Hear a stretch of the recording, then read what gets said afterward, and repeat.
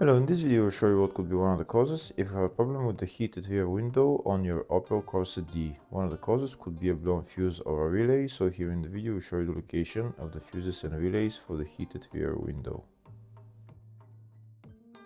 Before I show you the location of the fuses, first I'll show you how to test the fuses, if they're good or bad. I'll show you how to test the fuses using a multimeter and a test light. First, I'll show you how to test the fuses with the test light. For this purpose, we need to turn the ignition on.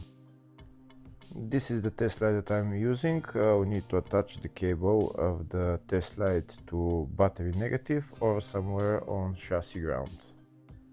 Then we're going to start testing the fuses with the test light. On the fuses there is two pins, you can see them right there before the 30 and after the 30. There's two pins where we touch them with the test light, and if both pins light up, that means the fuse is good. If only one pin lights up, that means the fuse is bad.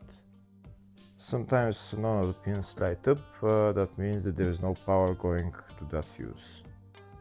Next I'll show you how to test the fuses with a multimeter. This is what the fuse looks like. You can see that contact in the middle that is connecting to the two pins. This is the contact that shows if the fuse is good or bad. If the contact is burnt, that means the fuse is bad. If it's if it's connected, that means it's good.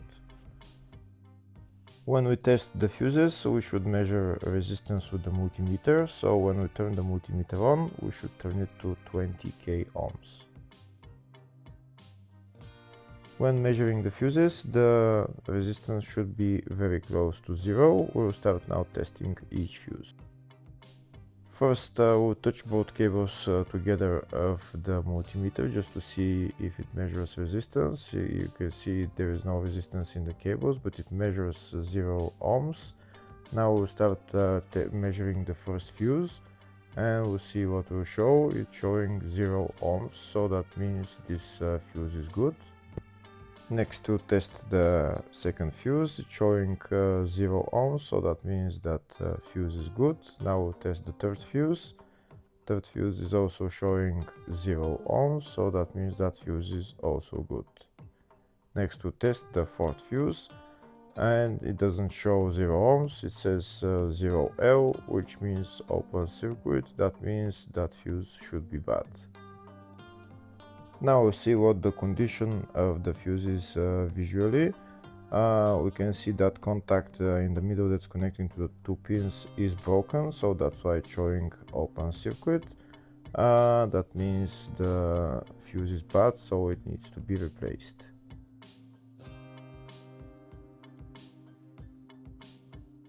Next I'll show you the location of all the fuse boxes on this Opel Corsa D. There is two fuse boxes in the engine bay area. Engine bay 1 fuse box is located behind this plastic cover. The engine bay 2 fuse box is located just on the battery behind this plastic cover. That's it right there. The next fuse box is in the fascia just underneath the steering wheel. You need to pull out this cover, and that's the fuse box in there. Next fuse box is in the load area. It's just behind this plastic cover where I'm showing with the arrow. Next I'll show you a diagram of all the fuse boxes on this Opel Corsa D. There is two fuse boxes for the engine bay area. One of them is for the up to 2007 model, and one is for after 2007. There's also a fuse box in the load area, fascia, and engine bay 2. Next I'll show you the location of the fuses and the relays for the heated rear window on this Opel Corsa D. Fuses are located in the engine bay fuse box, and first I'll show you the location of the fuses for the up to 2007 model, and the relay is number 1 relay and F2 fuse.